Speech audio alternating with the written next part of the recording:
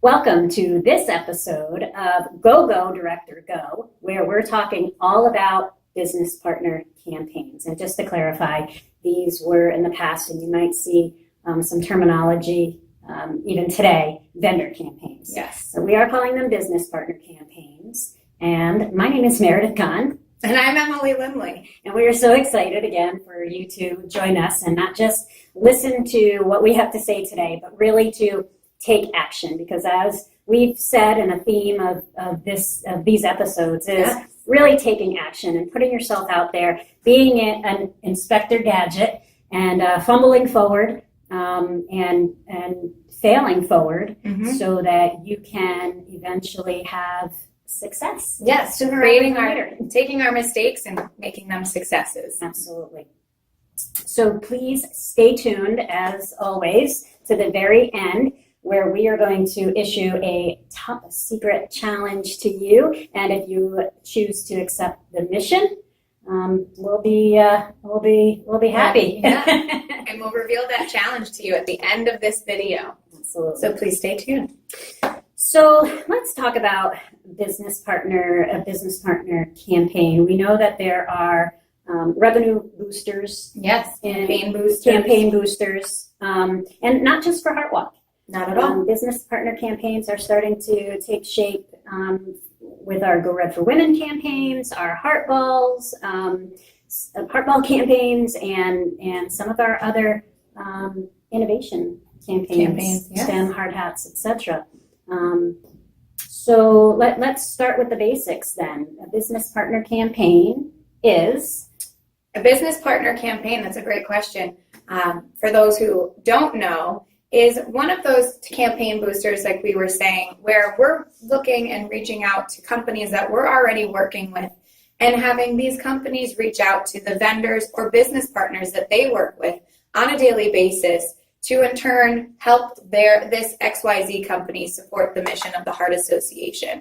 So if I'm working for XYZ company, I would be going out to whether it's our paper supplier or our vending machine company or our lawyers, security systems, all of those individuals that we work with on a weekly, monthly, yearly basis. And we would be asking them for donations to help XYZ companies support of the Heart Association. Right. So, and just to clarify too, I'm CEO of XYZ company, and I reach out to one of my business partners.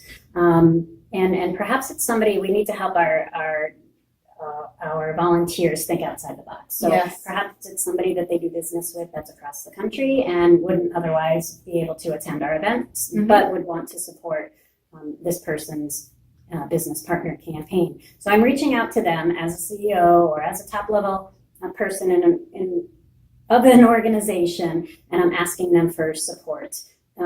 How is that business partner, the person that is making that donation to the company, to the Heart Association on behalf of the company, how is that company or person recognized? Absolutely. That's a really good point, and that's something that we wanted to focus on today.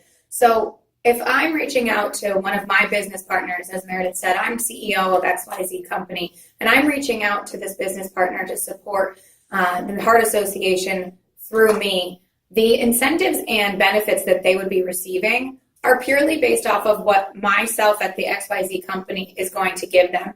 The Heart Association does not receive or does not give any benefits to these organizations or companies off of our sponsorship levels or anything like that. Business partner campaigns are all participant income. So it's a great way to boost, again, campaign boosters. It's a great way to boost those participant incomes.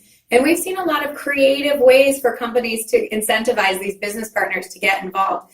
And that can be anything from a special thank you VIP event. That could be FaceTime with me, CEO, whoever that may be. Whatever that business partner wants and is looking for and will get them to give, those incentives come strictly from that XYZ company, not from the Heart Association. Exactly. Thank you for clarifying. And we are going to bring in somebody in just a minute or two to go over a really successful example of how a business partner campaign can be executed.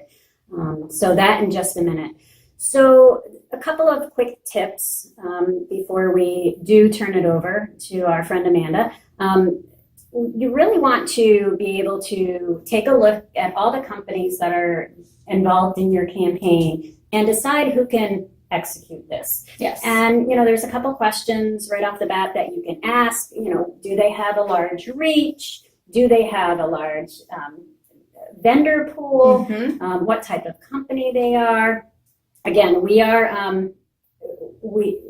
have no shortage of tools and resources. So if you want help identifying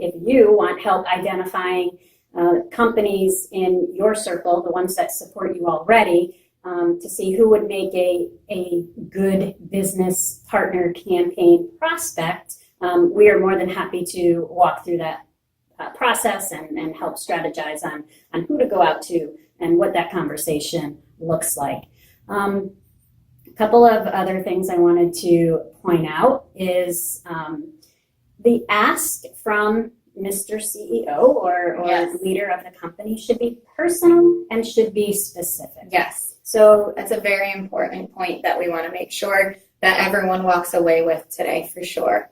And by personal, I mean if they are reaching out, whether it's via email or a letter writing campaign or picking up the phone and making a call. Thank you. Easy for me to say. You want to be sure that you have worked with your volunteer to craft their why, their message, so that they can lead with that. So it is really personal.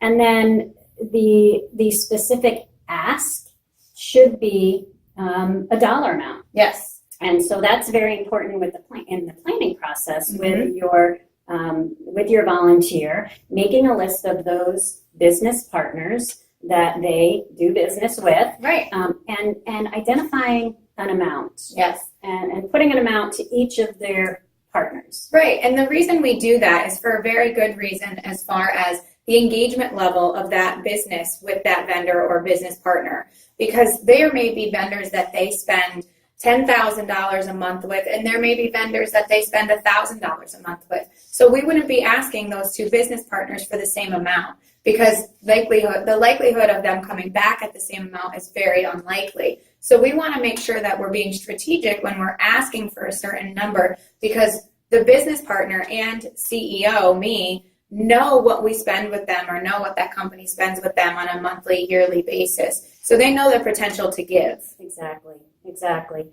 So we're identifying companies that it makes sense for, at least to make sense to have the conversation with. We're crafting their message. We're creating a specific ask for them or helping them create a specific ask. The letter goes out, the phone call is made, the email is sent, whatever the process is. The number one key to success that I've seen across the board is that follow-up. Yes. I'm glad you touched on that, Meredith, because we can't stress that enough, is that we want to make sure that follow-up is happening. And that's not necessarily just one phone call from whoever these letters are coming from, because it doesn't always have to be the CEO or our executive champion. It could be the CFO. It could be the person in charge of purchasing, whoever has those relationships with the business partners.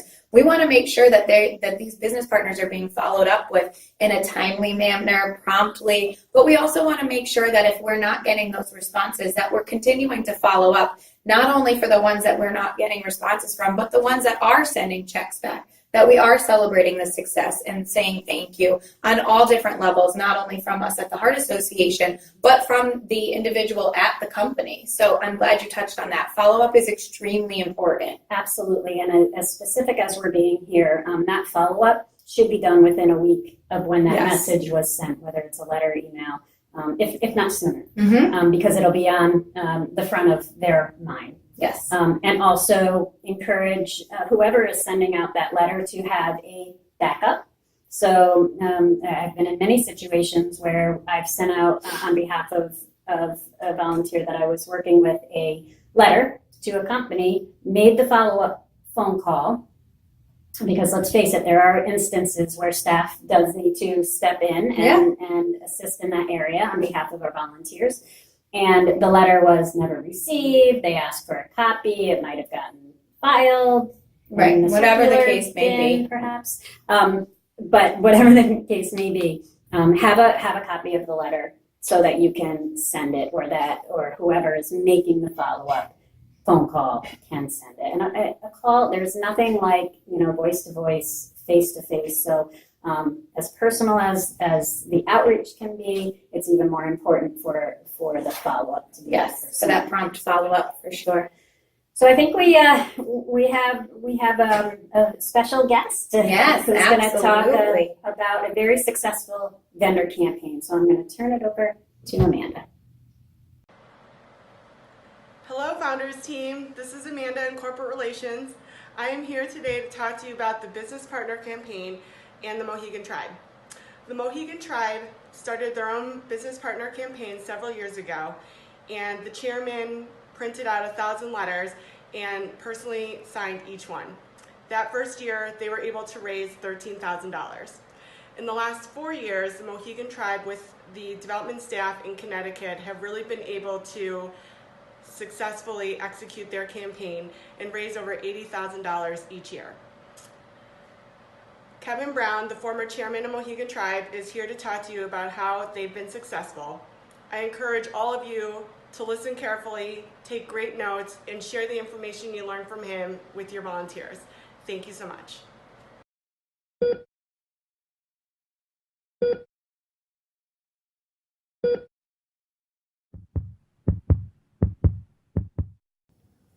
Hi everyone, I'm Kevin Brown. I'm the chairman of the Mohegan Tribe, chairman of the board for Mohegan Gaming and Entertainment, and recently chair of the Heart Walk for Eastern Connecticut. I'm also an AHA board member, and I'm proud to be here today to talk to you about the Business Partner Campaign. Now, we here at Mohegan over the last few years have engaged in the Business Partner Campaign, and we've done so because we recognize the throw weight that our organization has with the number of vendors that we deal with on a regular basis. We know that it's important, that it's corporate social responsibility that says that we should engage with everyone when it comes to supporting and uplifting our community. Not only the community, but those employees that work for all of those various businesses that we work with. And so I'm here today to enlist you to solicit your support, your belief in engaging in a business partner campaign for yourself. Now, there are 4 keys to doing it and doing it effectively. One is that you enlist someone from within your organization who already works closely with vendors or local businesses that you do business with. It gives them a familiar face to reach out to and to trust with the direction that this effort's going. Secondly, from you, the executive, send an ask letter. In that ask letter, be sure to identify deadlines to march towards the execution of your event, and ensure that they know that you're going to follow up with them. And this includes following up with them to keep them motivated, to let them know that this is an incentivized campaign. Perhaps the winner gets time with you face to face as the executive that they work with on a regular basis that they might not always have access to. Or perhaps your business can offer some type of business compensation, business comp incentive. We're very fortunate here at Mohegan with our great entertainment and gaming sphere that we're able to provide some pretty interesting and exciting business comps. Then third, you have to make those follow-ups. Reach back out to those organizations and let them know how important this effort is to helping the American Heart Association achieve its goals. And then finally, when the whole business partner campaign is over, make sure you give them your thanks.